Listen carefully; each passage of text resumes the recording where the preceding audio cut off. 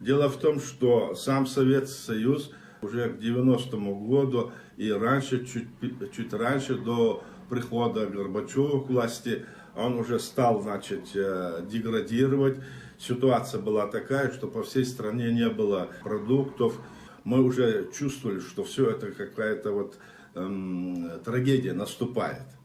И приход власти Горбачева, он принял решение, идею демократия, перестройка и гласность. Вы помните, наверное, вы молодые были, но это было так. И связано это было с тем, что после Второй мировой войны было принято современное международное право. Мир изменился, и было принято современное международное право, которое основывалось на всеобщей декларации прав человека. А ядром декларации прав человека была свобода личности. Вот и на этой основе тогда было принято решение, что свобода личности должна быть политически свободна, то есть непреследуемая, что личность должна иметь и обладать информацией, передавать эту информацию, и личность должна экономически тоже быть защищена. Должна была быть предоставлена минимальная социальная помощь личности, и тогда в этих условиях личность могла бы участвовать в управлении государством. Это решение было принято, и Советский Союз, то есть диктаторские страны, в том числе Советский Союз и другие диктаторские страны, это не воспринимали. Они говорили, что мы воспримем лишь только то, что мы за социальную, так сказать, свободу личности, мы построим им дома, жилье, накормим, оденем, обуем, а потом дадим и свободу личности. Но это была уловка на самом деле.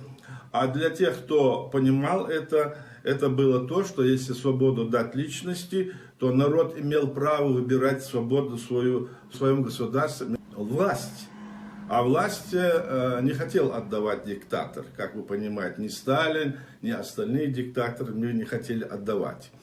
И вот после 20-25 лет существования этого противостояния в современном международном праве выяснилось, что то, что было предложено в соответствии с свободой личности, это оказалось верным, и эти страны, которые приняли этот путь, эту идею, они развивались, они получили, значит, за эти годы, они настолько выросли в экономическом, политическом плане, в социальном, их товары и продукция была лучшая в мире. А Советский Союз не мог ничего делать, а оказывался в том состоянии, что он только продавал свою продукцию, леса, нефть и другое, на этом жил.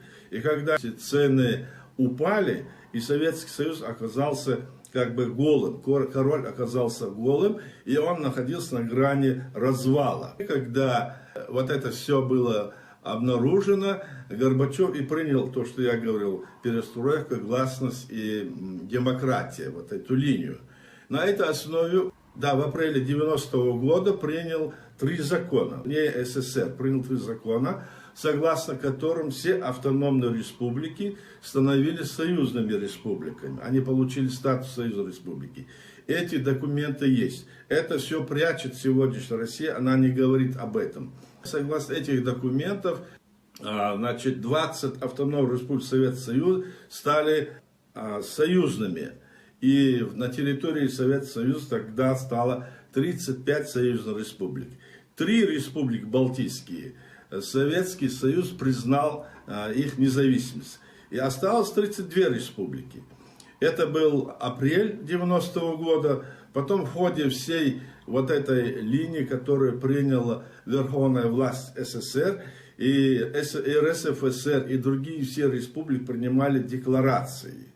И Чеченская республика тоже принимала свою декларацию. Этой декларации было обозначено, что мы воссоздаем свое государство, и у нас был проведен референдум в ноябре 90-го года, и в этом референдуме было указано о том, что мы создаем свое государство, воссоздаем свое государство.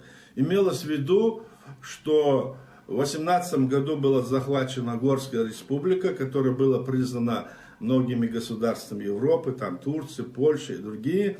И большевики захватили эту территорию, потом ее размежевали на мелкие части, а мы, как часть этой территории, восстанавливали свое государство. И это было еще в бытность Советского Союза. Почему мы это сделали? Потому что мы видели, что происходили какие-то ненормальные вещи.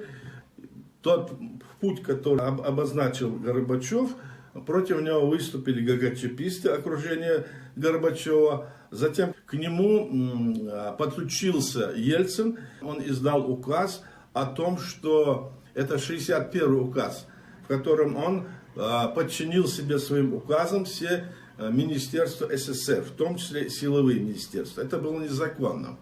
Возвратившийся Горбачев в Москву оказался в состоянии, когда ему поставили условие, что он уже больше никто. И фактически Ельцин совершил государственный переворот, оттолкнув от власти Горбачева.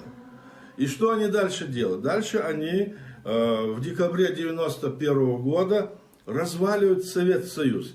Не по тем законам, которые были приняты в СССР, как его разваливать и что делать, а разваливать его грубо, в Беловежской там пуще, и заявляет, что больше Советского Союза нет. Естественно, в этот момент все республики, которые были в составе Советского Союза, они получили статус, с точки зрения международного права, получили статус независимого государства. Дело в том, что международное право предполагает, что право народного самоопределения имеют все народы, но это есть не односторонний акт, говорится так. То есть, если вы хотите создать свое государство, то вы должны иметь в современном мире разрешение и власти, в территорию, в которую вы входите, страны. И в тот момент, когда сам Советский Союз исчез, эти все республики стали независимыми государствами.